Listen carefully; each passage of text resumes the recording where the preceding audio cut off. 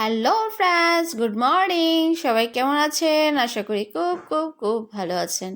তো আমি একটা ব্লগ নিয়ে আপনাদের সামনে উপস্থিত হয়েছি। সেটা হচ্ছে শিলচর কনকপুর কালী পূজা মণ্ডপ। ঠিক আছে, তো আমার লেট হয়ে গেছে একটু, কারণ আমি পুজোতে এবার বের হতে পারিনি, কারণ আমার হাজব্যান্ডের প্রোগ্রাম ছিল পুরো কালী পূজায়।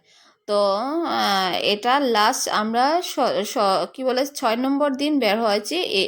আজকেই লাস্ট ছিল কালী পূজার। এই কনকপুরে শুধু ছিল, আর আস্তে শিলচর টাউনের মধ্যে কোনো পূজা মণ্ডপ ছিল না। তো এই শিলচরের মধ্যে আর কোনো পূজা মণ্ডপ খোলা ছিল না, একমাত্র কনকপুরে এই পূজা মণ্ডপটাই খোলা ছিল। তো ঠাকুরের ভাগ্যিস যে আমি এই মণ্ডপটা দেখতে পেরেছি, না হলে আমি সেটাও দেখতে পারতাম না, মনটা অনেক খারাপ হয়ে যেত। তো আমরা দেখতে পাচ্ছি এখানে বিরাট বড় একটা ইগল রাখা আছে পূজা মণ্ডপের বাইরে। ইগলটা একটু সাউন্ড করতেছিল, কারণ আপনাদেরকে সরি সাউন্ডটা শোনাতে পারবো না, কারণ কপিরাইট হয়ে যাচ্ছে। ইউটিউবে ছাড়াতে কপিরাইট হয়ে যায় সাউন্ড। এখানে অনেক গান বাজনা হচ্ছে, মানে সাউন্ড বক্স চলছে, তার জন্য কপিরাইট করে দিচ্ছে। তো সরি। তো ঠিক আছে, ভিতরে যাব। দেখতেই পাচ্ছেন ভিতরে ঢুকে গেছি। তো আমার অনেক ভয় লাগছে ভিতরে প্রবেশ করাতে। তো এইখানে দেখতেই পাচ্ছেন মানুষ সেলফি টেলফি ফটো উঠাচ্ছে, কিন্তু আমার তো ভয় লাগছে। তো ভয়ে ভয়ে ভয়ে ভয়ে ভিতরে চলে গেলাম।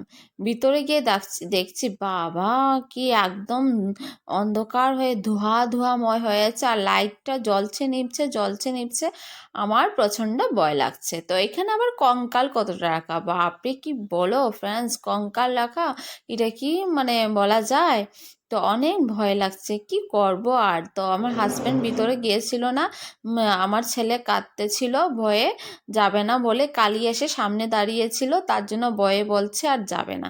তো কালী যদি সামনে দাঁড়াতো না, তো নিশ্চয়ই ভিতরে যেত। তো আমি একটা অন্য মানুষকে, বয়স্ক একজন কাকুর হাত ধরে ধরে ভিতরে গিয়েছি।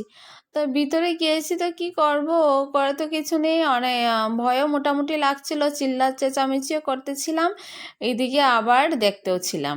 তো সবাই বলছে কোনো ভয় নেই, ভয় নেই, ছোট ছোট বাচ্চারাও গিয়েছে, কেন কোনো ভয় নাই, কিছু হবে না, চলুন চলুন দেখেন দেখেন।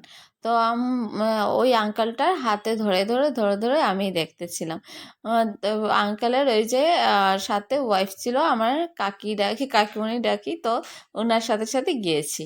তো দেখতে পাচ্ছেন এখানে একটা ভয়ানক একটা ভূত রাখা। তো ভূতটা কিন্তু সাউন্ড করতেছিল, ঠিক আছে, কিন্তু সাউন্ডটা আপনাদেরকে শোনাতে পারছি না, কারণ এখানের মধ্যে সাউন্ড বক্সের একটা শোর হাল্লা আছে, তার জন্য শব্দ এটা কপিরাইট হয়ে যাচ্ছে।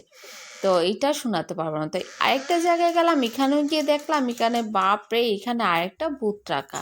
তো সেটাও আমি দেখতেছিলাম, মানে কালী পূজার মধ্যে এত ভূত প্রেত কেন রাখে না, আমি কিছু বুঝতে পারি না। কালী মা কি শুধু ভূত প্রেতের সঙ্গে থাকেন নাকি?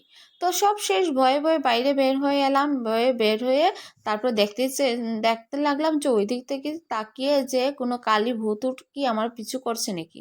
তো যাই হোক, ভিডিওটা আমি এখানে শেষ করছি। বাই।